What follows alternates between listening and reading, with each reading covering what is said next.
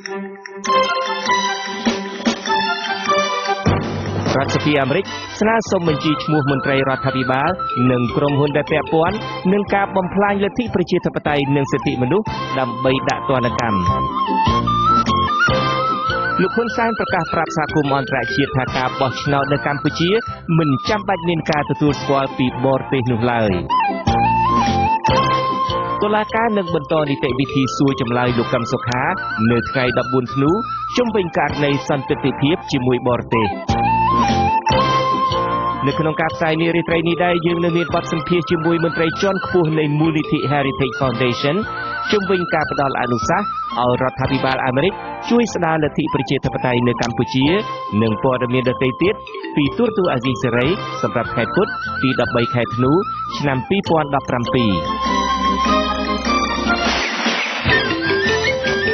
បាទពីរដ្ឋធានី Washington ខ្ញុំបាទជួនចាត់បុតស៊ូមជម្រាបសួរលោកអ្នកនាងកញ្ញាទាំងអស់ជាទីមេត្រីបាទយើងខ្ញុំសូមស្វាគមន៍លោកអ្នកនាងកញ្ញាក្នុងកម្មវិធីផ្សាយទូរទស្សន៍អាស៊ីសេរី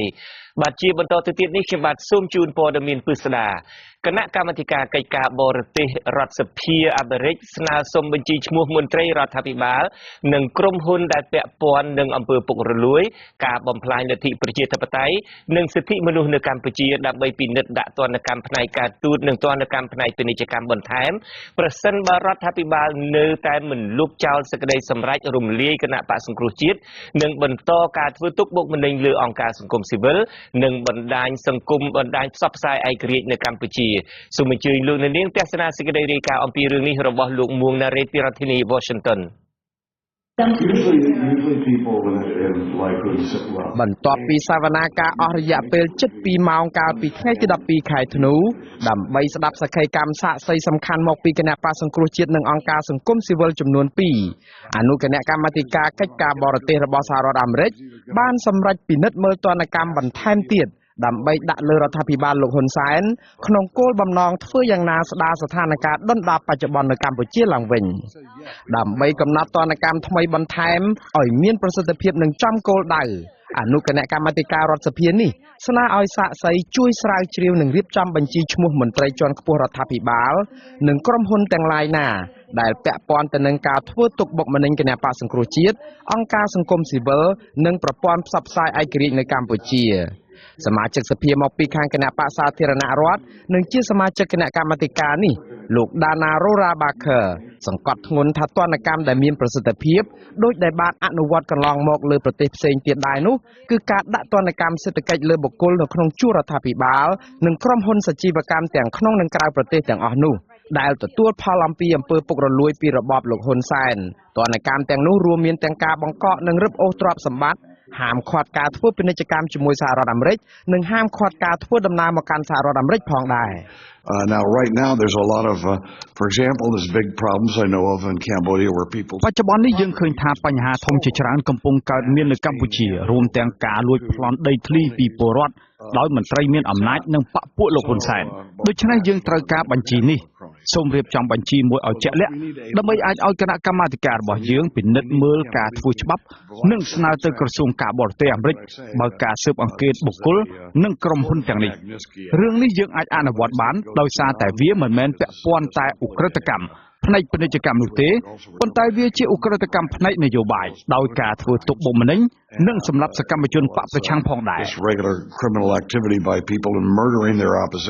ការបង្កកទ្រព្យសម្បត្តិនិងហាមឃាត់ការធ្វើពាណិជ្ជកម្មដែលលោក Dana Rora Baker បានស្នើនេះគឺជាផ្នែកមួយនៃច្បាប់ Global Magnitsky Act ដែលត្រូវបានសភាពេញអង្គរបស់សហរដ្ឋអាមេរិកអនុម័តកាលពីខែធ្នូឆ្នាំ2016ច្បាប់នេះមានឥទ្ធិពលដាក់ទណ្ឌកម្មបុគ្គលណាក៏ដោយជាតិសាសន៍ណាក៏ដោយដែលរំលោភសិទ្ធិមនុស្សធ្ងន់ធ្ងរគឺបិទទិដ្ឋាការមិនឲ្យចូលសហរដ្ឋអាមេរិកហើយទី2គឺបង្កកទ្រព្យសម្បត្តិរបស់បុគ្គលទាំងនោះដែលដាក់តម្កល់នៅក្រៅប្រទេសចំណុចសំខាន់បន្ទាប់ដែលគណៈកម្មាធិការនេះនឹងពិចារណាដែរគឺការបញ្ឈប់ការអនុគ្រោះពន្ធនាំចេញទំនិញពីកម្ពុជារួមទាំងផលិតផលខាងវិស័យកាត់ដេរជាពិសេសប្រសិនបើលោកហ៊ុនសែននៅតែបន្តទុកឲ្យស្ថានភាពរំលោភសិទ្ធិមនុស្សនិងប្រជាធិបតេយ្យបច្ចុប្បន្នកាន់តែដុនដាបដដែលបែបនេះសមាជិកសភាអាមេរិកមួយរូបទៀតដែលជាសមាជិកគណៈកម្មាធិការនេះដែរគឺលោក Brad Sherman លើកឡើងថាពេលនេះគឺជាពេលដ៏សមស្របបំផុតដើម្បីពិនិត្យមើលទណ្ឌកម្មផ្នែកអនុគ្រោះពន្ធនេះ លោកសង្ឃឹមថាសហគមន៍អឺរ៉ុបនិងប្រទេសជប៉ុនក៏នឹងចូលរួមជាមួយសហរដ្ឋអាមេរិកនៅក្នុងការពិនិត្យមើលទណ្ឌកម្មនេះដែរអាស៊ីសេរីបានសម្ភាសន៍មន្ត្រីជាន់ខ្ពស់របស់គណៈបកសង្គ្រោះជាតិនិងជាកូនស្រីច្បងរបស់ប្រធានគណៈបកសង្គ្រោះជាតិគឺកញ្ញាកឹមមនោវិជ្ជានៅក្រៅពេលសវនាការភ្លាមដោយកញ្ញាលើកឡើងនៅវិធានការចំនួន6ចំណុចដែលចង់ឲ្យសហរដ្ឋអាមេរិកជួយធ្វើអន្តរាគមន៍ចំណុចពីរសំខាន់ដែលកញ្ញាស្នើឡើងត្រូវបានគណៈកម្មាធិការនេះព្រមយកទៅពិចារណាដូចខាងលើដោយឡែកចំណុច4ផ្សេងទៀតរួមមានការទាមទារឲ្យអន្តរជាតិដាក់សម្ពាធលើរដ្ឋាភិបាលលោកហ៊ុនសែនឲ្យគោរពតាមស្មារតីនៃកិច្ចព្រមព្រៀងសន្តិភាពទីក្រុងប៉ារីឡើងវិញខ្ញុំបាទមូណារ៉េតអាស៊ីសេរីរដ្ឋធានី Washington បាទលោកនាងជាទីមេត្រីបន្តិចទៀតនេះយើងនឹងមានបទសម្ភាសន៍ផ្ទាល់មួយជាមួយអ្នកស្រី Olivia Enos ដែលជាអ្នកវិភាគផ្នែកគោលនយោបាយរបស់អង្គការមូលនិធិកេរដំណែលពិភពលោក Heritage Foundation ប្រចាំក្នុងរដ្ឋធានី Washington កាលពីថ្ងៃអង្គារ12ម្សិលមិញកញ្ញាបានចូលរួមធ្វើសកម្មកម្មក្នុងអង្គសវនាការរបស់អនុកម្មាធិការអនុគណៈកម្មការទទួលបន្ទុកកិច្ចការបរទេសនៃសភាសហរដ្ឋអាមេរិកជុំវិញស្ថានភាពនយោបាយនៅកម្ពុជានៅក្នុងសវនាការនោះកញ្ញាបានផ្ដល់អនុសាសន៍ជាច្រើនដល់សភាតំណាងរាស្ត្រសហរដ្ឋអាមេរិកឲ្យមានការស្វែងរកការដាក់ទណ្ឌកម្មសេដ្ឋកិច្ចដល់ប្រទេសកម្ពុជាតាមរយៈការបិទប្រព័ន្ធអនុគ្រោះពន្ធនាំចេញសម្ភារបំពាក់មកសហរដ្ឋអាមេរិកនិងបង្កកទ្រព្យសម្បត្តិរបស់មន្ត្រីជាន់ខ្ពស់នៃរដ្ឋាភិបាលលោកហ៊ុនសែនដែលចូលរួមរំលោភសិទ្ធិមនុស្សនិងសម្លាប់លទ្ធិប្រជាធិបតេយ្យនៅកម្ពុជា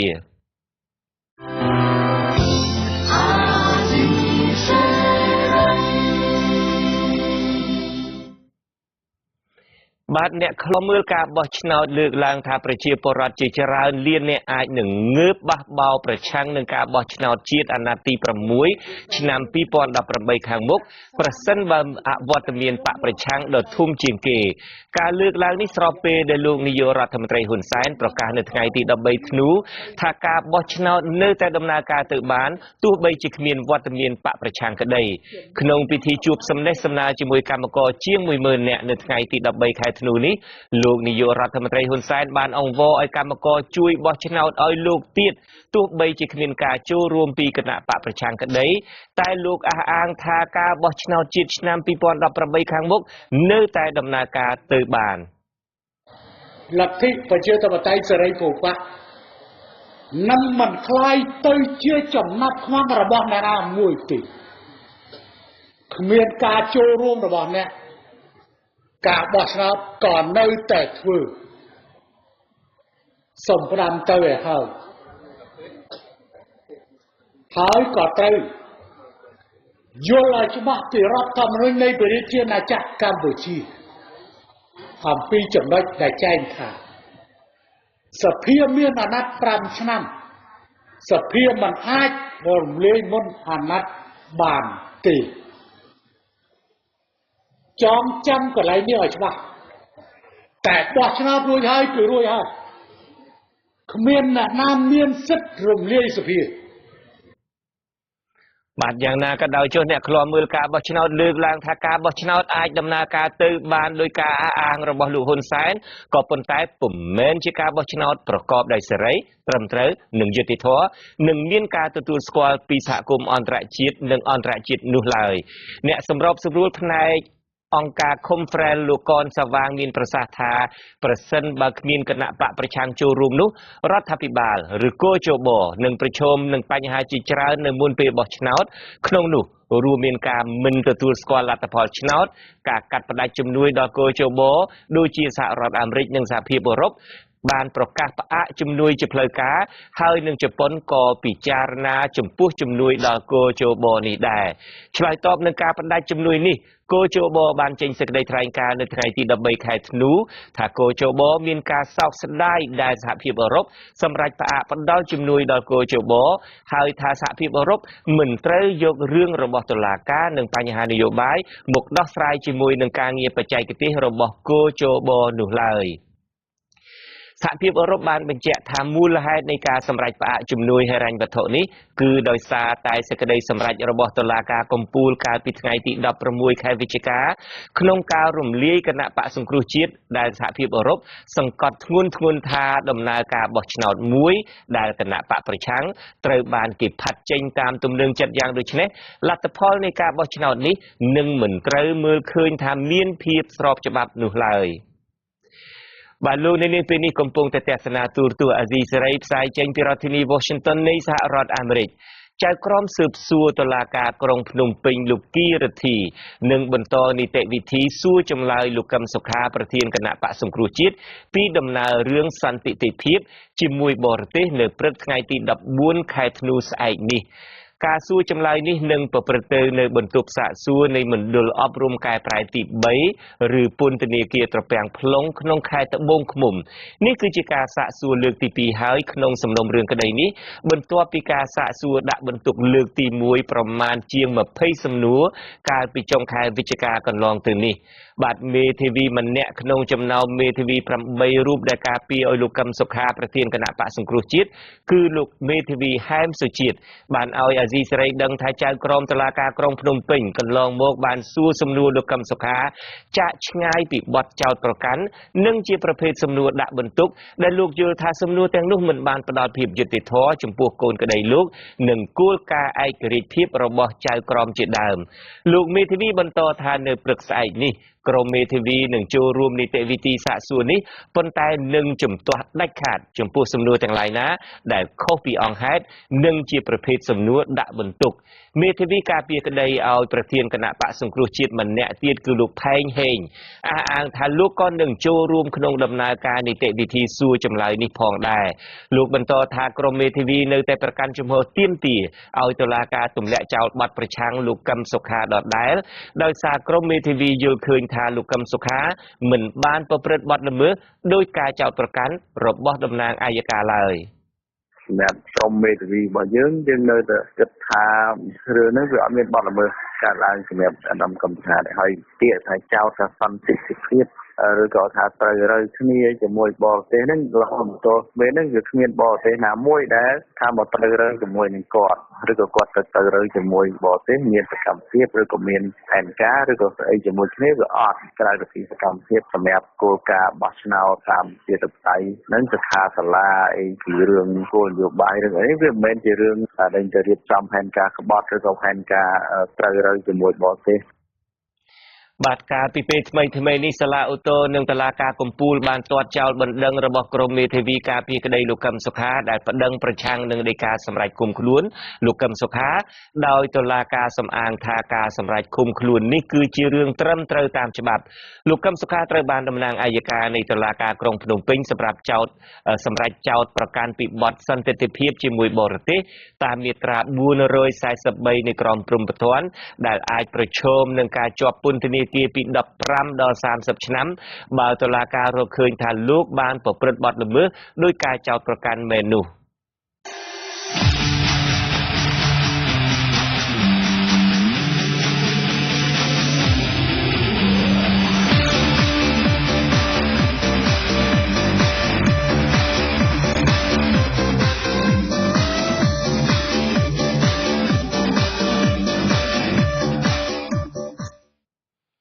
បានលោកហ៊ុនសែនបានអំពាវនាវជាថ្មីម្ដងទៀតឲ្យកម្មការិនីរោងចក្របោះឆ្នោតឲ្យគណៈបកប្រជាជនកម្ពុជា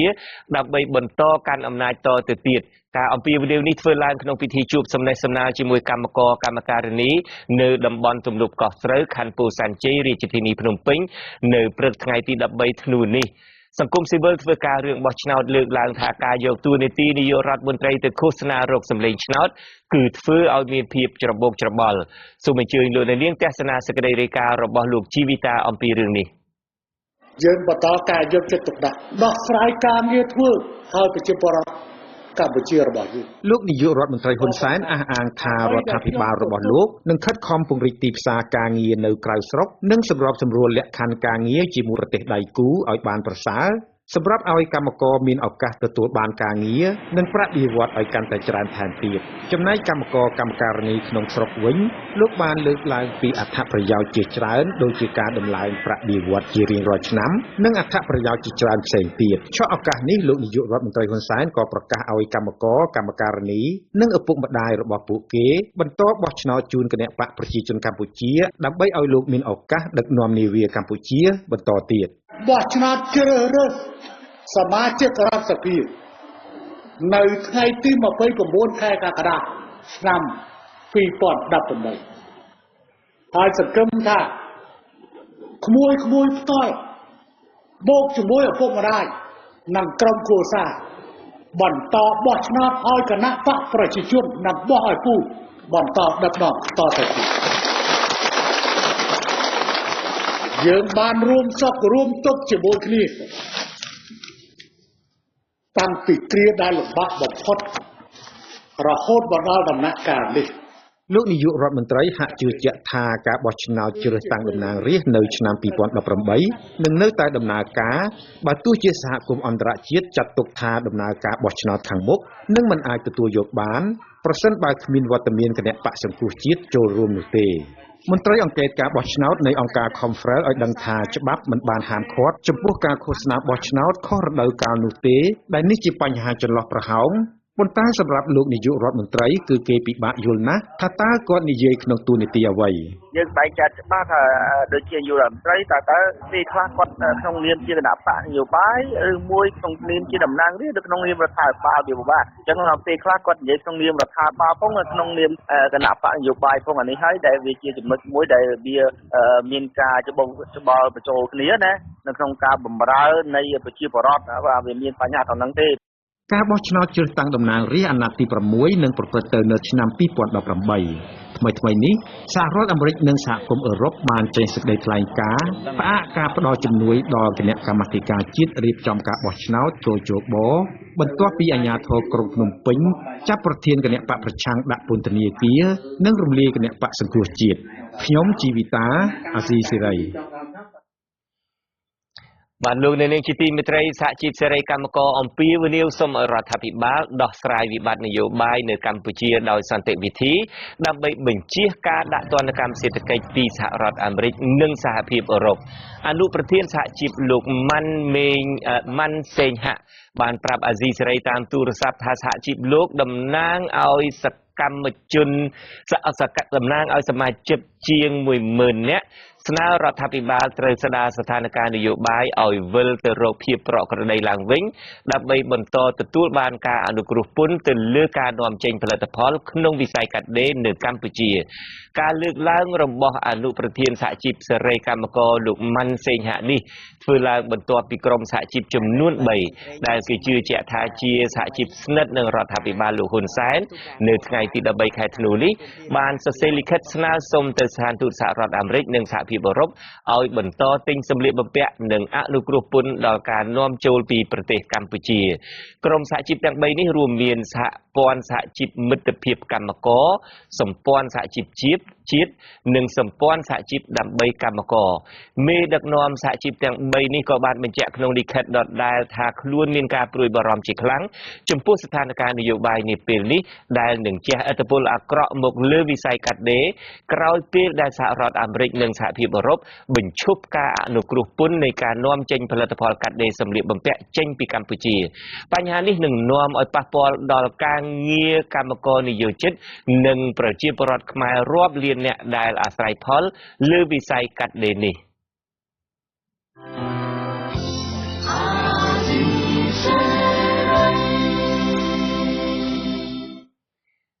បាទលោកនាងជាទីមេត្រីជាបន្តទៅទៀតនេះខ្ញុំបាទមានភ្ញៀវមួយរូបមកកាន់បន្ទប់ផ្សាយរបស់យើងផ្ទាល់គឺអ្នកស្រី Olivia Enos ដែលជាអ្នកវិភាគផ្នែកគោលនយោបាយរបស់អង្គការមូលនិធិគេដំណើរពិភពលោកឬហៅជាភាសាអង់គ្លេសថា Heritage Foundation ប្រចាំក្នុងរដ្ឋធានី Washington បាទកាលពីថ្ងៃអង្គារទី12ម្សិលមិញនេះអ្នកស្រី Enos បានចូលរួមធ្វើជាសក្ខីកម្មក្នុងអង្គសវនាការរបស់អនុកម្មការ ទទួលបន្ទុកកិច្ចការបរទេសនៃសភាសហរដ្ឋអាមេរិកនៅក្នុងសវនាការនោះអ្នកស្រីបានផ្ដល់អនុសាសន៍ជាច្រើនដល់សភាតំណាងរាស្ត្រសហរដ្ឋអាមេរិកឲ្យមានការស្វែងរកការបង្កកទ្រព្យសម្បត្តិរបស់មន្ត្រីជាន់ខ្ពស់នៃរដ្ឋាភិបាលលោកហ៊ុនសែនដែលចូលរួមរំលោភសិទ្ធិមនុស្សនិងសម្លាប់ប្រជាធិបតេយ្យនៅកម្ពុជានិងជំរុញឲ្យមានការកោះប្រជុំឡើងវិញនៅកិច្ចព្រមព្រៀងសន្តិភាពទីក្រុងប៉ារីបាទខ្ញុំបាទសូមជម្រាបសួរអ្នកស្រី Olivia Inos បាទជំរាបសួរ អរគុណបាទខ្ញុំសិលមិញនេះខ្ញុំបានតាមដានសហការីខ្ញុំបានទៅស្ដាប់អង្គសាវនាការរបស់អ្នកស្រីខ្ញុំបាទក៏បានតាមដាននៅតាមការផ្សាយ live online ដែរឃើញអ្នកស្រីបានលើកជាយោបល់មួយចំនួនដល់សមាជិកអង្គប្រជុំពីម្សិលមិញនេះដើម្បីធ្វើយ៉ាងណាឲ្យមានការដាក់ទណ្ឌកម្មសេដ្ឋកិច្ចដាក់ទណ្ឌកម្មការទូតដល់រដ្ឋាភិបាលក្រុងភ្នំពេញអីជាដើមមុននឹងខ្ញុំសួរតាក់ទងបន្ថែមទៀតនេះតើអ្នកស្រីដែលចាប់ផ្ដើមធ្វើការតាក់ទងនឹងប្រទេសកម្ពុជានឹងតាំងពីពេលណាមកបាទI've been working on Cambodia since around ខ្ញុំធ្វើការតាំងពីឆ្នាំ2013មកហ្នឹងគឺយើងចាប់អារម្មណ៍ច្រើនទៅលើប្រទេសកម្ពុជាអង្គការ Heritage Foundation ហ្នឹងគឺយើងយល់ឃើញអំពីការស្រុតចុះនៃសិទ្ធិមនុស្សក៏ដូចជាលទ្ធិប្រជាធិបតេយ្យទាំងចឹងហើយបន្តែយើងផ្ដោតខ្លាំងទៅលើរឿងហ្នឹងចឹងមកខ្ញុំចាប់អារម្មណ៍ខ្លាំងតាំងពីហ្នឹងមកឥឡូវតើគេចាប់លោកកម្មសខាដែលជាប្រធានគណៈបក្សសង្គ្រោះជាតិហើយគេរំលាយគណៈបក្សសង្គ្រោះជាតិចោលហើយធ្វើឲ្យយើងកាន់តែពុះពោចង់យកចិត្តទុកដាក់នឹងជួយប្រទេសកម្ពុជាបន្ថែមទៀតព្រោះដោយសារតែកម្ពុជាស្ថិតនៅក្នុងផ្លូវបំបែកមួយដ៏សំខាន់បាទសូមជម្រាបលោកអ្នកស្ដាប់ផងដែរថាយើងបទសម្ភាសន៍ពេលនេះយើងធ្វើជាភាសាខ្មែរហើយមានការចូលរួមបកប្រែពីក្រោយឆាកពីលោកមួងណារ៉េតបាទហើយបាទតើ Heritage Foundation នេះជាអង្គការជាមូលនិធិនឹងបែបណាទៅហើយតើ Heritage Foundation នេះបានធ្វើការអ្វីខ្លះកន្លងមកចំពោះប្រទេសកម្ពុជាSo the Heritage Foundation is a public អង្គការនេះគឺជាអង្គការមួយដែលមានមូលដ្ឋាននៅ Washington DC ដែលផ្ដោតទៅលើគោលនយោបាយច្រើនដែលយើងទំនាក់ទំនងយើងធ្វើការតាក់ទងជាមួយនឹងខាងសភាហើយនៅរដ្ឋាភិបាលតែគោលដៅរបស់យើងគឺយើងផ្ដល់ព័ត៌មានទៅឲ្យខាងសភាក៏ដូចខាងរដ្ឋាភិបាលអំពីអ្វីដែលកើតឡើងនៅប្រទេសកម្ពុជាយើងបានបោះពុម្ពផ្សាយជាកាសែតសារព័ត៌មានជាច្រើនតាក់ទងជាមួយនឹងការរំលោភសិទ្ធិមនុស្សនៅក្នុងប្រទេសកម្ពុជាហើយក៏យើងបានចូលរួមនៅក្នុងការផ្ដល់សក្ខីកម្មនិងការធ្វើការពិគ្រោះយោបល់ច្រើនជាពិសេសតាក់ទងជាមួយនឹងបញ្ហានយោបាយនៅក្នុងប្រទេសកម្ពុជាក៏ដូចជានៅអាស៊ីអាគ្នេយ៍យើងក៏និយាយអំពីសិទ្ធិមនុស្សនៅប្រទេសភូមាហើយយើងក៏យកចិត្តទុកដាក់ខ្លាំងជាងគេនោះគឺខាងប្រទេសកម្ពុជាដោយសារតែយើងឃើញថាប្រទេសកម្ពុជានឹងគឺក្នុងចំណោមប្រទេសមួយដែលមានបញ្ហាធ្ងន់ធ្ងរផ្នែកខាងសិទ្ធិមនុស្សនិងប្រជាធិបតេយ្យបាទអញ្ចឹង Heritage Foundation នេះបើតាមខ្ញុំស្ដាប់ទៅគឺថាតួនាទីសំខាន់គឺផ្ដល់ព័ត៌មានចាំបាច់ដល់សភាតំណាងរាស្ត្រសហរដ្ឋអាមេរិកតើកន្លងមកនេះការដែលផ្ដល់ព័ត៌មានដល់ក្រុមតំណាងរាស្ត្រសហរដ្ឋអាមេរិកដើម្បីឲ្យពួកគាត់យល់ដឹងអំពីស្ថានភាពទូទៅស្ថានភាពពិភពលោកស្ថានភាពប្រទេសកម្ពុជានេះតើពួកគាត់នឹងយល់ដឹងច្រើនទេជាពិសេសស្ថានភាពកម្ពុជាហើយជាពិសេសមានការកើនឡើងទេចំពោះអ្នកដែលយល់ដឹងអំពីបញ្ហាកម្ពុជានៅក្នុងតំណាងរាស្ត្រសហរដ្ឋអាមេរិកបាទ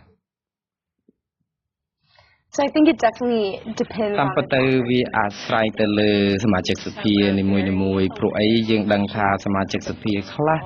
ដូចលោក Alan Leventhal អីលោកមានចំណេះដឹងច្រើនណាស់តាក់ទងជាមួយនឹងប្រទេសកម្ពុជាព្រោះដោយសារលោកយកចិត្តទុកដាក់ខ្លាំងហើយដូចជាប្រធានគណៈកម្មការផ្សេងវិញដូចលោក Ted Yoho ក៏លោកដឹងរឿងច្រើនដែរអំពីបញ្ហានេះព្រោះគណៈកម្មការដែលចូលរួមសមាជិកហ្នឹងគឺសុទ្ធតែដឹងទាំងអស់អំពីអ្វីដែលជាការកាត់ឡើងនៅក្នុងស្រុកខ្មែរមែនតើមិនមែនតែសមាជិកសភាទេដែលដឹងរឿងពីស្រុកខ្មែរសូម្បីតែនៅខាងក្រសួងការបរទេសក៏គាត់ដឹងព័ត៌មានអំពីការធ្លាក់ចុះដុនដាបនៃលទ្ធិប្រជាធិបតេយ្យនិងការរំលោភសិទ្ធិមនុស្សនៅកម្ពុជាដែរអញ្ចឹងសរុបសេចក្តីមកគឺរដ្ឋាភិបាលសហរដ្ឋអាមេរិកទាំងគ្រប់ស្ថាប័នទាំងសំខាន់ណាសុទ្ធតែបានដឹងអំពីស្ថានភាពនឹងហើយក៏គេមានការសោកសង្រេងនិងសោកស្ដាយយ៉ាងខ្លាំងដែលរឿងនេះនៅតែបន្តកើតឡើងព្រោះគេមិនចង់ឲ្យឃើញមានការដាក់សម្ពាធទេក៏ប៉ុន្តែឥឡូវនេះគឺអ្វីដែលគួរពិចារណាគឺដាក់សម្ពាធហើយបាទ លោកអ្នកនាងដែលកំពុងតែតាមដានការផ្សាយរបស់យើងក៏អាចចូលរួមក្នុងការដាក់សំណួរដល់អ្នកស្រី Olivia Enos បានដែរដោយប្រាប់លួចទូរស័ព្ទរបស់យើងនៅក្នុង comment នៃការផ្សាយផ្ទាល់នេះហើយយើងនឹងឃើញទូរស័ព្ទលោកអ្នកនាងក្រុមការងារយើងនឹងហៅទៅលោកអ្នកនាងវិញដើម្បីបានចូលរួមដាក់សំណួរផ្ទាល់ទៅដល់អ្នកស្រី Olivia Enos ដែរបាទឥឡូវនេះខ្ញុំងាកមកអ្នកស្រីវិញម្ដងម្សិលមិញនេះអ្នកស្រីបានផ្ដល់នៅគំនិតមួយចំនួនដល់សភាតំណាងរាស្ត្រសហរដ្ឋអាមេរិកអ្វីដែលខ្ញុំចាប់អារម្មណ៍នោះខ្ញុំបានសម្ភាសអ្នកវិភាគនៅប្រទេសកម្ពុជាមុននេះបន្តិចនៅក្នុងការផ្សាយវិទ្យុហើយលោកបាននិយាយថាគណៈបកនយោបាយនៅប្រទេសកម្ពុជានឹងការពិតនឹងគឺត្រូវតាក់ទងបរទេសទាំងសងខាងនៅខាងរដ្ឋាភិបាលកាន់អំណាចឯនោះគឺតាក់ទងប្រទេសចិនហើយគណៈបកប្រឆាំងនេះកំពុងតែមានយុទ្ធនាការយ៉ាងសស្រាក់សស្រាំក្នុងចំណោមសហរដ្ឋអាមេរិកហើយនឹងអង្គការនិងពិភពលោកខាងលិចមួយចំនួនតើអ្នកស្រីគិតថានៅពេលដែលលោកនាយករដ្ឋមន្ត្រីដែលជាមេគណៈបកកាន់អំណាចនឹងតាក់ទងមហាអំណាចមួយនៅប្រទេសចិនបែបនេះតើគាត់គួរខ្វល់ខ្វាយទេនៅពេលដែលមហាអំណាចយៈមួយនៅក្នុងអាស៊ីដែលមានបង្ហាញជំហរគាត់ពីក្រោយហើយតើឥទ្ធិពលនៃលោកខាងលិចឥទ្ធិពលនៃសហរដ្ឋអាមេរិកបែបណាទៀតដើម្បីឲ្យអាចមានប្រៀបទៅលើលោកនាយករដ្ឋមន្ត្រីហ៊ុនសែនបានមានប្រៀបទៅលើមហាអំណាចចិនបាននៅអាស៊ីនោះដើម្បីឲ្យគាត់ងាកមកដើរផ្លូវត្រូវវិញ Well, there's certainly no doubt តាមពិតទៅជាការពិត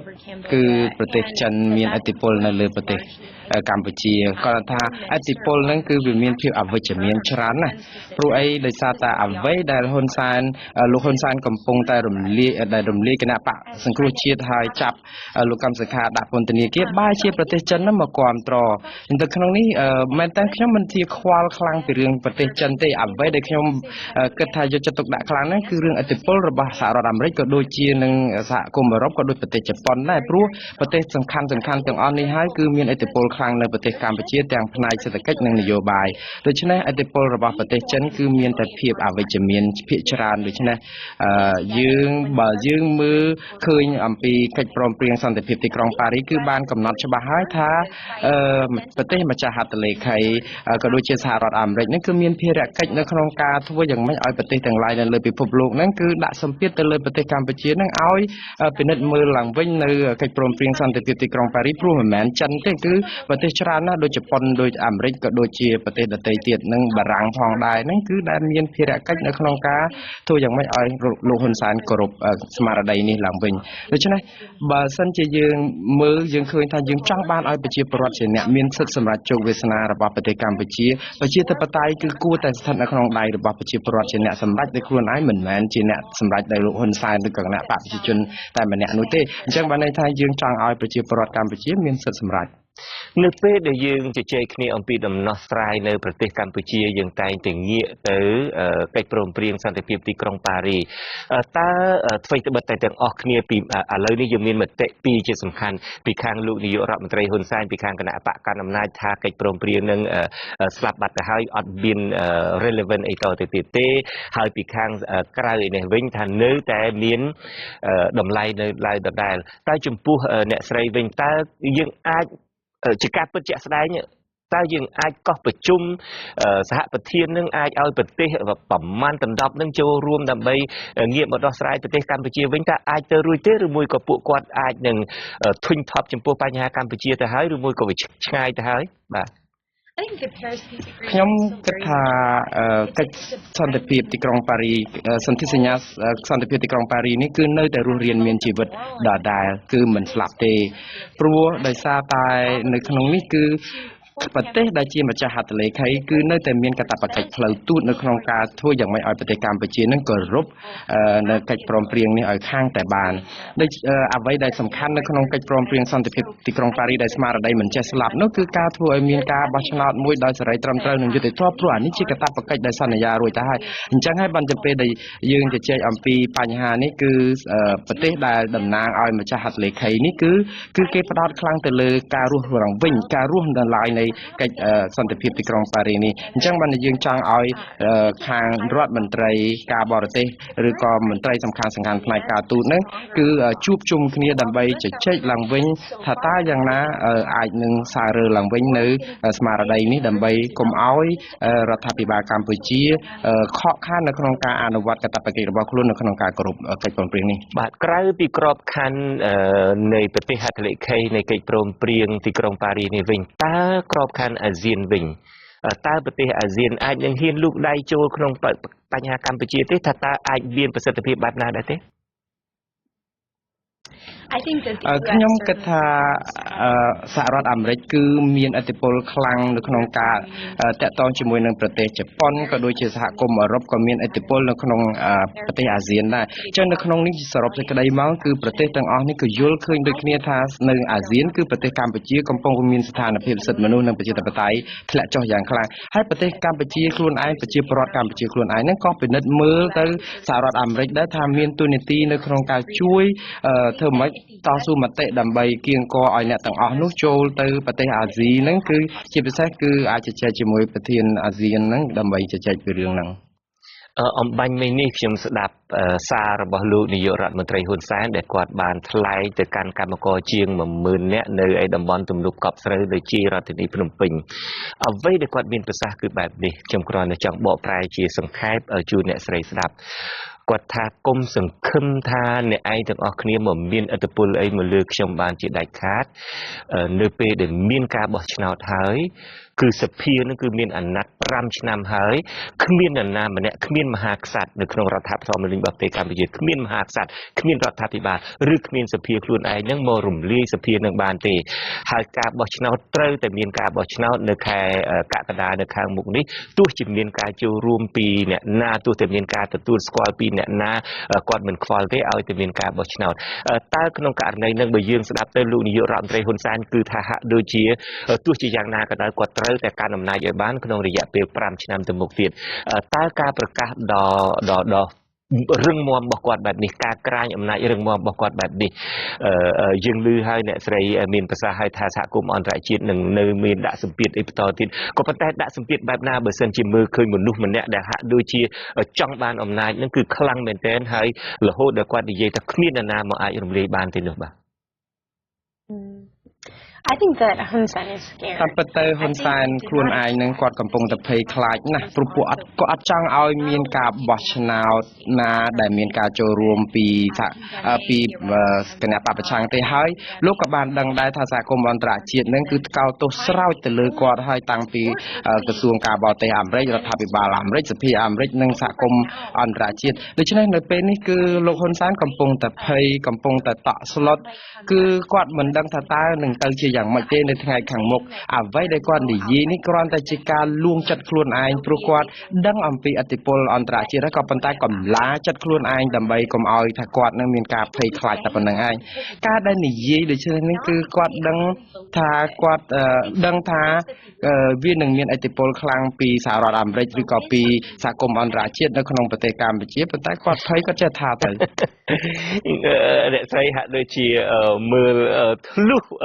បេះដូងមើលធ្លុះសម្បកក្រៅរបស់លោកនាយករដ្ឋមន្ត្រីហ៊ុនសែនការពិតមិនចម្លែកទេខ្ញុំក៏ធ្លាប់ឮគេនិយាយច្រើនដែរថាអ្វីដែលលោកនាយករដ្ឋមន្ត្រីហ៊ុនសែនមានប្រសាសន៍ពីខាងក្រៅមិនប្រកាសជាចេញពីដួងចិត្តទេបាទចំពោះអ្នកស្រីថាគាត់ខ្លាចបើសិនជាគាត់ខ្លាចបែបនេះតើមានអីទៅទៀតដែលអាចធ្វើឲ្យគាត់ខ្លាចជាងនឹងតទៅទៀតI think the next តាមពិតទៅជំហានបន្ទាប់គឺត្រូវតែបង្កើនឲ្យវាមានចំណាត់ការបន្ថែមទៀតដើម្បីឲ្យហ៊ុនសែនដឹងថាអ្វីដែលគាត់កំពុងតែធ្វើឲ្យប៉ះពាល់ដល់លទ្ធិប្រជាធិបតេយ្យនឹងមិនមែនជារឿងល្អសម្រាប់គាត់ទេហើយគាត់នឹងឯកោគាត់នឹងជួបបញ្ហាទុក្ខលំបាកហើយមិនមែនលំបាកតែគាត់ទេគឺលំបាកដល់មនុស្សរបស់គាត់ជាពិសេសឧទាហរណ៍ដូចជាការដាក់ទណ្ឌកម្មផ្នែកសេដ្ឋកិច្ចដល់មន្ត្រីរាជការរបស់គាត់ដល់ក្រុមហ៊ុនដែលរកស៊ីនៅប្រទេសកម្ពុជា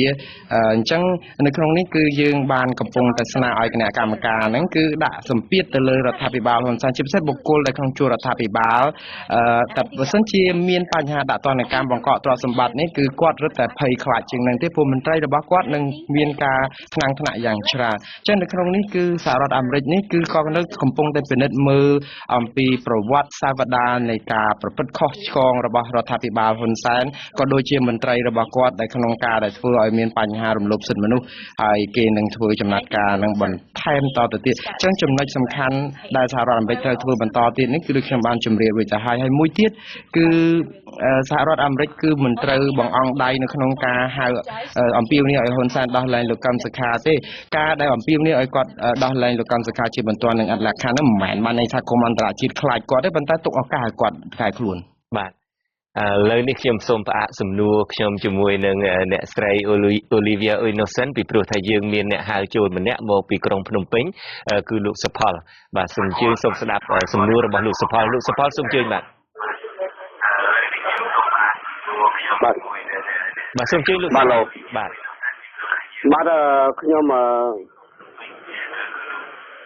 ាទខ្ញុំនៅក្នុងពេញសុផលថាសួរតាអ្នកស្រីថាគិតដូចខ្ញុំអត់ថាប្រទេសចិនមួយដែលលុកដៃមកកម្ពុជានេះតើប្រទេសចិនជាប្រទេសចង្រៃអត់មកគិតវត្តសាស្ត្របីតែក្នុងរឿងភាគចិនប្រទេសជប៉ុនគេចោទថាប្រទេសចិនជាអ្នកជំងឺស៊ីអត់តែលុកដៃក្នុងប្រទេសណាគឺប្រទេសនឹងគឺរលាយតើអ្នកស្រីគិតដូចខ្ញុំអត់ខ្ញុំគិតថាចិនបាទហៅឡូបាទអរគុណលោកសុផលមានតែសំណួរប៉ុណ្ណឹងទេបាទណែបាទខ្ញុំសួរតែអ្នកស្រីតើគិតដូចខ្ញុំគាត់តើប្រទេសចិនជាប្រទេសចង្រៃអ្នកជំងឺស្អីអត់បាទអរគុណលោកសុផលសង្ឃឹមថាអ្នកស្រី Olivia Innocent អាចមានចម្លើយចំពោះសំណួរនេះបាទ You get the question I mean, China has the ability to. ប្រទេសចិនគាត់មានឥទ្ធិពលនៅក្នុងការចូលរួមនៅក្នុងដែលថាឥទ្ធិពលក្នុងប្រទេសជាច្រើនអាមេរិកមិនអាចនឹងលូកដៃនៅក្នុងរឿងនេះទេគាត់ថាប្រទេសចិនណានៅពេលដែលគាត់ចូលរួមគ្រប់គ្រងប្រទេសណាជាពិសេសដូចក្នុងប្រទេសកម្ពុជាថាតើគាត់គ្រប់គ្រងលទ្ធិប្រជាធិបតេយ្យនៅកម្ពុជាយ៉ាងម៉េចកើតបើប្រទេសចិនជាប្រទេសកុម្មុយនីសដែលគ្មានលទ្ធិប្រជាធិបតេយ្យទេអញ្ចឹងនៅក្នុងនេះគឺយើងកំពុងតែសង្ឃឹមទៅលើសហគមន៍អន្តរជាតិដើម្បីឲ្យតាក់ទងជាមួយនឹងប្រទេសចិនឲ្យរដ្ឋាភិបាលហ៊ុនសែនកែខ្លួនបាទក្នុងវិជ្ជាជីវៈខ្ញុំជាអ្នកកសែតនេះខ្ញុំបានធ្វើការ undercover ជាបន្លំខ្លួនដើម្បីចូលយកព័ត៌មានមួយចំនួនធំដែរតាក់ទងទៅនឹងវិស័យកាត់ដេរនៅប្រទេសកម្ពុជានេះយើងបានដឹងថាចំនួនកម្មករកាត់ដេរនៅប្រទេសកម្ពុជាគឺជិត1លាននាក់គឺ70,000នាក់នៅពេលដែលខ្ញុំបានចូលទៅរាយការណ៍អំពីវិស័យកាត់ដេរនៅប្រទេសកម្ពុជានេះឃើញថាជួនកាលការកាត់ដេរនេះបើសិនជាដេរនៅប្រទេសកម្ពុជាទាំងស្រុងតែម្ដងតាំងពីកណាត់ទៅទេរហូតដល់ចេញជាខោអាវតែម្ដងហ្នឹងគឺភាគច្រើនហ្នឹងសុទ្ធតែរបស់មិនមែនជា brand name ទេរបស់យកទៅលក់នៅត្រឹមហាង Walmart ឬមួយក៏ហាង Target អីទេដែលធ្វើនៅប្រទេសដេរនៅប្រទេសកម្ពុជាទាំងស្រុងចំពោះbrand ដែលថ្លៃដូចជា Polo ដូចជា Tommy ឬមួយ Calvin Klein អីជាដើមបើតាមដែលខ្ញុំបានទៅរាយការណ៍ឲ្យតាមទៅមើលផ្ទាល់គឺថា 99% គឺដេរនៅប្រទេសចិនហើយដឹកទាំងគីបមកទាំងកប៉ាល់មកដល់ប្រទេសកម្ពុជាគ្រាន់តែដាក់លាវអាវឬមួយគ្រាន់តែភ្ជាប់ផ្លាកអីបន្តិចបន្តួចទេដូច្នេះយើងឃើញថាកម្មករនៅប្រទេសចិនហ្នឹងក៏ធ្វើការច្រើនណាស់ដើម្បីផលិតសម្ភារៈហ្នឹងផលិតខោអាវហ្នឹងដើម្បីឆ្លងកាត់ប្រទេសកម្ពុជាយកឈ្មោះប្រទេសកម្ពុជាដើម្បីឲ្យយកឈ្មោះអនុគ្រោះពន្ធហ្នឹងយកមកបញ្ចេញដល់សហភាពអឺរ៉ុបឬមួយក៏អាមេរិកជាដើមដូច្នេះបើសិនបើមានការដាក់ទណ្ឌកម្មទៅលើពន្ធនាំចេញនឹងមិនអនុគ្រោះពន្ធនឹងទេមិនមែនតែប្រទេសកម្ពុជាផ្ទាល់នឹងទេក៏ប៉ះពាល់ដល់ប្រទេសចិនដែរព្រោះក្រៅតែពីដេរនៅប្រទេសចិនអាសម្ភារៈដើមមកនឹងវត្ថុធាតុដើមមកនឹងមានកណាត់មានគ្រឿងម៉ាស៊ីនដេរជាដើមនឹងក៏ផលិតនៅបរទេសដែរតើអ្នកស្រីគិតថាតើប្រទេសចិននឹងអាចនឹងមានឥទ្ធិពលអីបែបណាដើម្បីបញ្ញាក់អារម្មណ៍លោកនាយករដ្ឋមន្ត្រីហ៊ុនសែនដែរទេក្រៅតែពីប្រកាសជាផ្លូវការប្រកាសគាត់ថាជួយនៅពីក្រោយក៏ប៉ុន្តែអាចពីក្រោយឆាកដែរទេអាចមើលធ្លុះដល់ពីក្រោយឆាកនឹងដែរទេអាចមានលទ្ធភាពនឹងដែរទេបាទ I personally think that it's too ខ្ញុំគិត early ថា នៅដំណាក់កាលនេះគឺយើងកំពុងតែក្នុងដំណាក់កាលដំបូងណាស់តាក់ទងជាមួយនឹងការពិចារណាទៅលើការដាក់ទណ្ឌកម្មផ្នែកខាងអនុគ្រោះពន្ធព្រោះដោយសារតែយើងឃើញថាសហគមន៍អន្តរជាតិយើងក៏ចង់អំពាវនាវឲ្យសហគមន៍អន្តរជាតិរកដំណោះស្រាយឬក៏ចំណាត់ការមុនសិនឥឡូវនេះដំណាក់កាលចុងក្រោយគឺដាច់ខាតត្រូវតែធ្វើការរាំងខ្ទប់ឬក៏បង្កកឬក៏បញ្ឈប់ការអនុគ្រោះពន្ធនឹងហើយប៉ុន្តែ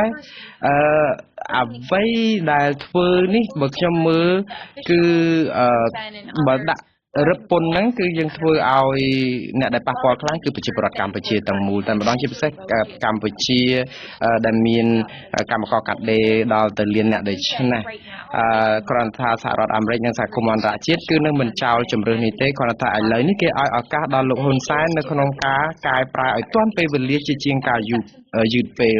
ហើយទាំងអស់នេះគឺជាលក្ខខណ្ឌដែលបើមិនប្រែប្រួលទេច្បាស់ជាទៅដល់ផ្លូវហ្នឹងហើយបាទអរគុណអ្នកស្រីឥឡូវនេះយើងមានសំណួរពីអ្នកហៅចូលមកម្នាក់ទៀតពីប្រទេសកម្ពុជាគឺលោកកែវវណ្ណាលោកវណ្ណាសូមជួយដាក់សំណួរបាទសូមជំរាបសួរលោកពូជំរាបបបបាទទីណាបាទជំរាបសួរបាទសូមជួយខ្ញុំចង់មានសួរខ្ញុំចង់មានសំណួរមួយសួរទៅអ្នកស្រីទីនោះគឺសំណួរធម្មតាទេព្រោះអីបើសិនខាងសហគមន៍អឺរ៉ុបឬខាងសហរដ្ឋអាមេរិកគាត់ដាក់សម្ពាធមកប្រទេសកម្ពុជាមែនប៉ុន្តែសម្ដេចនៅតែអត់ខ្វល់តើហើយមួយទៀតគាត់អត់ខ្វល់គាត់អត់ចោះចេញពីតំណែងតើនៅពេលនោះវាមិនថាប៉ះពាល់ទៅដល់ក្រមគ្រួសារសម្ដេចទេគឺប៉ះពាល់សម្រាប់វាទេតើខាងសហគមន៍អឺរ៉ុបមានធានការសម្រាប់ទប់ស្កាត់តាក់ទងនឹងក្រមគឺគាត់មកក្រមដែរទេហើយមួយទៀតគឺចង់ផ្ដល់ជាកំណត់ខ្លះដោយសារប្រទេសចិនគឺជាប្រទេសមួយដែលមហាអំណាចដែរហើយមួយទៀតដល់ពេលដែលគាត់មកវិញមកស្រុកខ្មែរគឺតាក់ទងនាំគាត់ទៅនាំមកពួកឯកទេសដែលមកអភិវឌ្ឍអញ្ចឹងគឺគេអត់យកប្រជាជនខ្មែរយើងសម្រាប់ទៅធ្វើជាមេឬមួយជាអីទេសូម្បីជាហាងទៅក៏ត្រូវតែមានមេចិនអ្នកគ្រប់គ្រងហើយវាធ្វើដល់ស្នាប់ណាប៉ាត់ណៃដល់ខ្មែរហើយដេកនៅកំពង់សោមជាដើមគឺជាជំរើសទី1របស់ចិនហើយបន្ទាប់មកគឺនៅកោះកុងអញ្ចឹងនេះខ្ញុំចង់ផ្ដោតប៉ុណ្ណឹងហើយសូមជួយឆ្លើយសំណួរខ្ញុំផងបាទអរគុណលោកវណ្ណាបាទសូមជើញI think I would agree with you actually ខ្ញុំយល់ស្របនឹងលោកវណ្ណាតាក់ទងជាមួយនឹងរឿងតាក់ទងរឿងការបញ្ឈប់ការអនុគ្រោះពន្ធនេះព្រោះមកដល់ពេលនេះសហរដ្ឋអាមេរិកនឹងគឺគ្រប់គ្រងប្រទេសកម្ពុជាប្រជាពលរដ្ឋកម្ពុជាខ្លាំងណាស់ព្រោះតាំងតែពីក្រោយរបបខ្មែរក្រហមមកគឺសហរដ្ឋអាមេរិកនឹងគឺជួយបានច្រើនហើយគាត់មិនដែលនឿយណាយនៅក្នុងការបន្តជួយទេអញ្ចឹងទេបានថាអ្វីដែលសហរដ្ឋអាមេរិកនិងសហគមន៍អន្តរជាតិត្រូវបន្តធ្វើបន្តទៀតនេះគឺយើងត្រូវមើលទៅលើបុគ្គលដែលនៅក្នុងជួររដ្ឋាភិបាលជាន់ខ្ពស់ជាពិសេសការដែលបង្កកវីសាឬក៏ដូចថាបិទវីសាទិដ្ឋាការហ្នឹងហើយឬក៏អាចដល់ថ្នាក់ដូចបុគ្គលនិងក្រុមហ៊ុនដទៃទៀតបង្កកទ្រព្យសម្បត្តិដែលគាត់រស់ស៊ីនៅស្រុកក្រៅដកហូតយកមកវិញដោយសារតែពាក់ព័ន្ធជាមួយនឹងបញ្ហារំលោភសិទ្ធិមនុស្សនិងប្រជាធិបតេយ្យអញ្ចឹងនៅក្នុងនេះគឺនៅក្នុងក្របខ័ណ្ឌសហរដ្ឋអាមេរិកហើយនិងសហគមន៍អន្តរជាតិដទៃទៀតគេអាចធ្វើដូច្នេះបានដូចជារឿងច្បាប់ Magnitsky Act អីអញ្ចឹងគឺជាតាក់ទងជាមួយនឹងការដាក់មន្ត្រីទាំងនោះក្នុងបញ្ជីខ្មៅហើយបញ្ជីខ្មៅនេះគឺមិនមែនមានឥទ្ធិពលតិចទេមានឥទ្ធិពលខ្លាំងណាស់ទោះបីជាការរាំងខ្ទប់រឿងបញ្ហាអនុគ្រោះពន្ធនឹងវាល្អក៏ប៉ុន្តែអានេះក៏មានឥទ្ធិពលខ្លាំងមុននឹងដែរការពិតខ្ញុំមិនសូវយល់ប្រមាណទេអំពីប្រព័ន្ធចរាចរណ៍លុយអីជាដើមប៉ុន្តែអ្នកស្រីមានប្រសាសន៍ថាលុយទាំងឡាយណាក៏ដោយក៏ត្រូវតែចរាចរណ៍ឆ្លងកាត់សហរដ្ឋអាមេរិកដែរដូច្នេះបើសិនជាសហរដ្ឋអាមេរិកចាប់ផ្ដើមអនុវត្តនៅអ្វីដែលគេហៅថា Magnitsky Act ហ្នឹងគឺថាអាចប៉ះពាល់ច្រើនណាស់ដល់សហភាពដល់ប្រទេសកម្ពុជាមន្ត្រីមួយចំនួននៅប្រទេសកម្ពុជា That's correct. So basically ត្រឹមត្រូវហើយបាទតាមពិតទៅនៅក្នុងនេះរាល់ចរាចរណ៍បញ្ហាហិរញ្ញវត្ថុហ្នឹងគឺឆ្លងសហរដ្ឋអាមេរិកនៅពេលដែលឆ្លងសហរដ្ឋអាមេរិកនិងបរិយាញូវយ៉កដូច្នេះគឺបានន័យថាសហរដ្ឋអាមេរិកគឺមានលទ្ធភាពនៅក្នុងការបង្កករាល់ទ្រព្យសម្បត្តិទាំងអស់នោះអញ្ចឹងបានន័យថាម្ចាស់ក្រុមហ៊ុនឬក៏បុគ្គលដែលមានទ្រព្យសម្បត្តិនៅក្នុងជួររដ្ឋាភិបាលលោកហ៊ុនសែនគឺនឹងអាចរងការបង្កកទ្រព្យសម្បត្តិនេះបានយ៉ាងងាយអញ្ចឹងនៅក្នុងនេះគឺជាអ្វីដែលជាជំហានបន្ទាប់ទៀតដែលយើងកំពុងតែអំពាវនាវឲ្យសហគមន៍អន្តរជាតិក៏ដូចជាសហរដ្ឋអាមេរិកជាពិសេសហ្នឹងគឺពិចារណានៅក្នុងការដាក់ទណ្ឌកម្មនេះដើម្បីឲ្យលោកហ៊ុនសែនរៀងចាល បាទខ្ញុំបកមកការបារម្ភរបស់លោកកៅវណ្ណាវិញម្ដងអ្នកស្រីមានប្រសាសន៍ថានឹងខិតខំធ្វើយ៉ាងណាក៏ដោយការដាក់ទណ្ឌកម្មសេដ្ឋកិច្ចទណ្ឌកម្មការទូតនេះក៏ដោយចុះគឺថាព្យាយាមកាត់បន្ថយកុំឲ្យប៉ះពាល់ដល់ជីវភាពរបស់ប្រជាពលរដ្ឋសាមញ្ញទូទៅនឹងគឺថាឲ្យប៉ះពាល់តែមន្ត្រីជាន់ខ្ពស់ទេក៏ប៉ុន្តែឧបមាថាបើសិនជាធ្វើឲ្យប៉ះពាល់ដល់មន្ត្រីជាន់ខ្ពស់នៅពេលដែលពួកគាត់មានការលំបាកនៅពេលដែលពួកគាត់ប៉ះពាល់ហើយគាត់ដាក់គំនាបទៅលើប្រជាពលរដ្ឋទៅក៏មិនមានន័យថាផលវិបាកនឹងមិននៅតែជះដល់ប្រជាពលរដ្ឋខ្មែរដែរ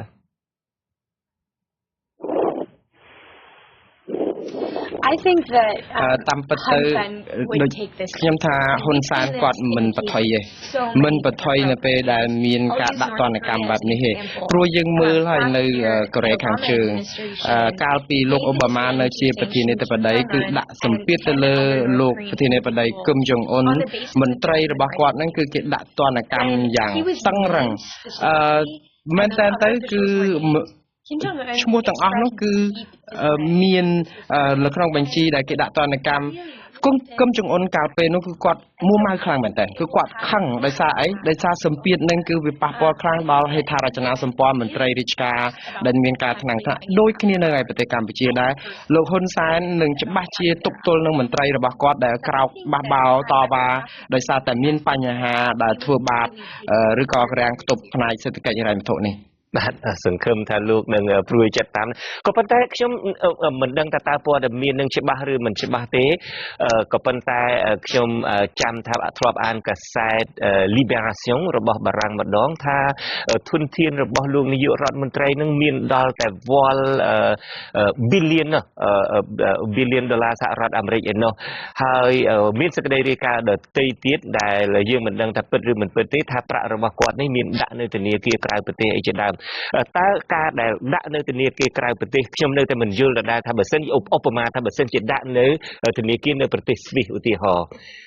តើបើសិនជាចេញ Magnitsky Act នឹងនៅសហរដ្ឋអាមេរិកតើប៉ះពាល់បែបណាដែរទៅដល់ប្រាក់របស់គាត់ដែលដាក់នៅក្នុងធនាគារនៃប្រទេសណាមួយក្រៅពីសហរដ្ឋអាមេរិក Yes, if I understand it correctly, បើយល់ខ្ញុំមែនតើទៅខ្ញុំមិនមែនជាមន្ត្រីខាងរដ្ឋាភិបាលទេក្នុងនេះគឺចង់និយាយចេះនៅពេលដែលបុគ្គលណាម្នាក់ដែលគេដាក់នៅក្នុងបញ្ជីស្បែកបញ្ជីខ្មៅដែលត្រូវបង្កកទ្រព្យឬក៏ត្រូវដាក់ទណ្ឌកម្មផ្នែកហិរញ្ញវត្ថុនេះ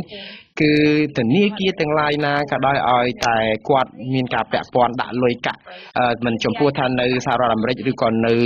ច្រកនៅទីក្រហែងណានៅលើពិភពលោកទៅគឺត្រូវតែបង្កកបានទាំងអស់ព្រោះដោយសារតែវាមានការពាក់ព័ន្ធគ្នាអញ្ចឹងនៅក្នុងនេះគឺបានន័យថាបើសិនជាគាត់មានលុយដាក់នៅធនាគារបរទេសគឺច្បាស់ណាស់សហរដ្ឋអាមេរិកក៏ដូចជាប្រទេសដែលជាសម្ព័ន្ធមិត្តអាចតាក់ទងគ្នានៅក្នុងការបង្កក ទ្រព្យទាំងអស់នោះបានគាត់ថាបញ្ហាដែលយើងនៅការកំណត់អត្តសញ្ញាណឲ្យបានថាទ្រព្យនោះពិតជាទ្រព្យរបស់ពួកគាត់ពិតប្រាកដឬក៏យ៉ាងម៉េចដូចជានៅកូរ៉េខាងជើងអញ្ចឹង បាទអរគុណខ្ញុំនឹងមានសំណួរដទៃទៀតប៉ុន្តែពេលនេះខ្ញុំចង់អញ្ជើញលោកសំណាងពីភ្នំពេញដើម្បីឲ្យលោកបានចូលរួមដាក់សំណួរបាទសូមអញ្ជើញលោកសំណាងបាទបងជំរាបសួរបាទហៅឡូបាទសូមអញ្ជើញសំណាងហៅឡូជំរាបសួរ លោកជុំជុនច័ន្ទបុតនិងអ្នកស្រីផងអត់ស្គាល់ឈ្មោះអូលីវីបាទហើយសំណួរខ្ញុំមានមួយសំណួរបាទហើយសួរទៅលោកស្រីថាតើឆ្នាំ2018ខាងមុខនេះបើប្រសិនជាគណៈបកសង្គ្រោះជាតិមិនបានចូលរួមការបោះឆ្នោតក្នុងឆ្នាំ2018នោះទេ តើសហគមន៍អឺរ៉ុប ក៏ដូចជាសហរដ្ឋអាមេរិកមានវិធានការយ៉ាងណាចំពោះគណៈបកកណ្ដាលហើយយើងដឹងហើយថាប្រជាជន3លានជាងអ្នកឥឡូវនេះកំពុងតែខូចចិត្តយ៉ាងខ្លាំងព្រោះបកកណ្ដាលអំណាចហ្នឹងគាត់បានរំលាយបកសង្គ្រោះជាតិចោលបកប្រឆាំងធំជាងគេនៅកម្ពុជាហ្នឹងតែឥឡូវនេះបើសិនជាមានការបោះឆ្នោតមែនតែសង្គ្រោះជាតិអត់មានវត្តមាននៅក្នុងការចូលរួមបោះឆ្នោតទេតើសហគមន៍អឺរ៉ុបនិងសហរដ្ឋអាមេរិកហ្នឹងមានវិធានការយ៉ាងណាអាចទទួលស្គាល់រាជរដ្ឋាភិបាលដែលឯកតៈនឹងទេដែលបោះឆ្នោតតាមបកនឹងទេឬក៏សហគមន៍អឺរ៉ុបនេះមានវិធានការយ៉ាងណាបាទអរគុណលោកវណ្ណាអរគុណតាមពិតទៅសហរដ្ឋអាមេរិកបានបញ្ជាក់ជំហររួចទៅហើយជំហរនេះគឺបានន័យថាមិនទទួលស្គាល់ការបោះឆ្នោតដែលធ្វើដោយមិនមានភាពសេរីត្រឹមត្រូវនិងយុត្តិធម៌ទេអញ្ចឹងសហគមន៍អន្តរជាតិបង្ហាញជំហរច្បាស់ណាស់សូម្បីតែសហរដ្ឋអាមេរិកថ្មីនេះបង្ហាញជំហរច្បាស់ទៀតនោះគឺការដែលឈប់ផ្ដល់ជំនួយទៅខាងកោជបខាងគណៈកម្មការជាតិរៀបចំការបោះឆ្នោតហើយសហគមន៍អឺរ៉ុបក៏បានបញ្ជាក់ចំហច្បាស់ដែរក៏ពន្យាពេលនៅក្នុងការផ្ដល់ជំនួយនេះគឺជាការផ្ដល់សញ្ញាណមួយប្រាប់ថាគេមិនទទួលស្គាល់ការបោះឆ្នោតនេះទេហើយនៅមានប្រទេសច្រើនណាស់ដែលនឹងដាក់សម្ពាធឬក៏ប្រកាសថាមិនទទួលស្គាល់ការដែលរៀបចំការបោះឆ្នោតបែបនេះប្រទេសដទៃទៀតក៏នឹងមិនផ្ដល់ប្រាក់ជំនួយទៅដល់កោជបការដែលមិនផ្ដល់ប្រាក់ជំនួយទៅដល់អង្គការបោះឆ្នោតបែបនេះគឺជាសារប្រាប់ថាគេមិនទទួលស្គាល់រួចទៅហើយបើមិនទទួលស្គាល់ហ្នឹងហើយបានជាគេផ្ដាច់ជំនួយបែបនេះដូច្នេះអ្វីដែលហ៊ុនសែនត្រូវដឹងគឺគាត់ត្រូវតែរៀបចំឲ្យប្រជាពលរដ្ឋទាំងអស់គ្នានឹងមានសិទ្ធិបញ្ចេញមតិមានសិទ្ធិសម្រាប់ជោគវាសនារបស់ខ្លួនដោយខ្លួនឯងព្រោះអីអ្វីដែលកើតឡើងនៅសប្តាហ៍ថ្ងៃនេះគឺសហរដ្ឋអាមេរិកគិតថាវាមិនជាការត្រឹមត្រូវនៅក្នុងដំណើរប្រជាធិបតេយ្យទេព្រោះវាក្បត់ឆន្ទៈរបស់ប្រជាពលរដ្ឋខ្លួនឯងអញ្ចឹងបានថាអ្វីដែលសហគមន៍អន្តរជាតិចង់បានក៏ដូចជាសហរដ្ឋអាមេរិកចង់បានចង់ឲ្យកម្ពុជាបើកចំហឡើងវិញបាទអរគុណអ្នកស្រីអូលីវីយ៉ាខ្ញុំសួរសំណួរមួយនេះមិនដឹងតើវាហួសពីលទ្ធភាពនៃអង្គការ Heritage Foundation ឬយ៉ាងណាទេក៏ប៉ុន្តែខ្ញុំក៏នឹងសួរយ៉ាងណាក៏ដោយក៏នឹងសួរសំណួរនេះដែរអ្នកស្រីមានប្រសាសន៍ថាទូនីតិរបស់ Heritage Foundation នេះគឺផ្ដល់ចំណេះដឹងដល់សមាជិកសភាអាមេរិកដើម្បីឲ្យយល់ដឹងពីស្ថានភាពនៃប្រទេសណាមួយដើម្បីឲ្យពួកគាត់រៀបចំគោលនយោបាយត្រឹមត្រូវយើងឮពីសភាតំណាងរាស្ត្រសហរដ្ឋអាមេរិកផ្ទាល់តែម្ដងថាពួកគាត់នឹងក៏ខិតខំបន្តទៀតដើម្បីនាំមុខក្នុងការដាក់ទណ្ឌកម្មសេដ្ឋកិច្ចដាក់ទណ្ឌកម្មការទូតដើម្បីចាប់បង្ខំឲ្យអ្នកកាន់អំណាចនៅប្រទេសកម្ពុជាធ្វើការយ៉ាងណាដើម្បីស្ដារឡើងវិញនៅភាពប្រក្រតីការដែលពួកគាត់ខំសហការនឹងគឺមានតាំងពីសហភាពអឺរ៉ុបប្រទេសមហាអំណាចធំមានប្រទេសជប៉ុនអីជាដើមតើ Heritage Foundation មានងាកទៅដល់ប្រទេសទាំងអស់នឹងទៀតទេជួយផ្ដល់ចំណេះវិជ្ជាជួយផ្ដល់ដឹងពីស្ថានភាពពិតនៅប្រទេសកម្ពុជាដល់ប្រទេសទាំងនោះដែរទេដើម្បីឲ្យពួកគាត់បានយល់ដឹងបន្ថែមទៀតទេ Sure. So at Heritage we តាមពិតទៅនៅក្នុងអង្គការរបស់យើងនេះគឺយើងមានលទ្ធភាពនៅក្នុងការជួបមន្ត្រីជាច្រើនណាស់មន្ត្រីហ្នឹងគឺមន្ត្រីរដ្ឋាភិបាលមិនមែនតែអាមេរិកទេមន្ត្រីរដ្ឋាភិបាលផ្សេងទៀតដែលយើងអាចនឹងជួបជាកិច្ចជំនួបឯកជនឬក៏កិច្ចជំនួបផ្លូវការដែលអង្គការរបស់យើងនេះគឺនៅតែបន្តកិច្ចការងារនេះដែលយើងចំណុចបន្តគឺយើងនឹងឲ្យពួកគាត់ជួយបន្ថែមពីស្រុកខ្មែរបាទឥឡូវនេះសំណួរដែលយើងទាំងអស់គ្នាចង់ឮជាពិសេសអ្នកដែលចង់ឲ្យមានស្ថានភាពប្រក្រតីនៅប្រទេសកម្ពុជាឡើងវិញហ្នឹងថាតើក្រៅតែពីវិធានការមួយចំនួនដែលខ្ញុំបានឮនឹងគឺថាមានការមិនទទួលស្គាល់ការបោះឆ្នោតមានការមិនជួយផ្ដល់ជំនួយបច្ចេកទេសដល់ការបោះឆ្នោតមានការបង្កកទ្រព្យសម្បត្តិមានការ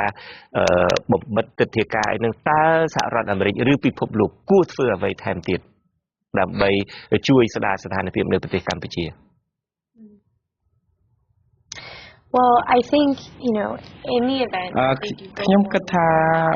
បើសិនជាមានការបោះឆ្នោតឆ្នាំ2018ដោយការគ្រោងទុកប៉ុន្តែស្ថានភាពបច្ចុប្បន្ននៅតែដដែលសហគមន៍អន្តរជាតិនឹងមិនសុខចិត្តឲ្យ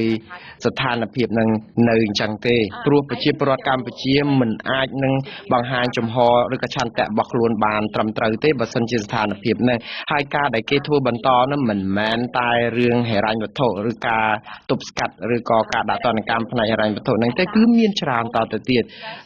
ឡូវនេះសហរដ្ឋអាមេរិកនេះកំពុងតែធ្វើកិច្ចការជាមួយនឹងសហគមន៍អន្តរជាតិរកមើលដំណោះស្រាយឬក៏ការឆ្លើយតបជាបន្ទាន់តាក់ទងជាមួយនឹងការបង្កើតឲ្យជាមានក្រុម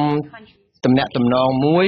ផ្នែកខាងប្រទេសកម្ពុជានឹងតែម្ដងដើម្បីឲ្យសាររបស់សហគមន៍អន្តរជាតិនឹងអាចលឺទៅដល់រដ្ឋាភិបាលបានលឿនដើម្បីឲ្យគាត់ដោះស្រាយបញ្ហានេះបានឆាប់នឹងទាន់ពេលវេលាកុំឲ្យអូសបន្លាយយូរនាំឲ្យមានការប៉ះពាល់ដល់ការបោះឆ្នោតជាតិនៅពេលខាងមុខអញ្ចឹងនៅក្នុងដំណាក់កាលនេះគឺចង់ឲ្យរដ្ឋាភិបាលនឹងរៀបកែសម្រួលឲ្យបានលឿនមុននឹងគៀបដល់មួយឆ្នោតបាទពេលវេលាក៏ហើយខ្ញុំបាទក៏សូមអរគុណដល់អ្នកស្រី Olivia Enos ដែលបានចូលមកផ្ដល់ការវិភាគហើយទស្សនៈរបស់អ្នកស្រីហើយនឹងគោលការណ៍មួយចំនួនដែល Heritage Foundation កំពុងតែប្រកាន់យកដើម្បីជួយស្ដារស្ថានភាពនៅប្រទេសកម្ពុជាបាទខ្ញុំបាទសូមអរគុណសូមជម្រាបលាបាទបាទលោកនាងកញ្ញាទើបតែបានទស្សនាទូរទស្សន៍អាស៊ីសេរីផ្សាយចេញពីរដ្ឋធានី Washington នៃសហរដ្ឋអាមេរិកខ្ញុំបាទជួនច័ន្ទបុតព្រមទាំងក្រុមការងារទាំងអស់នៃទូរទស្សន៍និងវិទ្យុអាស៊ីសេរីសូមជូនពរលោកនាងកញ្ញានិងក្រុមគ្រួសារឲ្យជួបប្រកបតែនឹងសេចក្តីសុខគ្រប់ប្រការបាទខ្ញុំបាទសូមអរគុណនិងសូមជម្រាបលារីករាយសួស្តី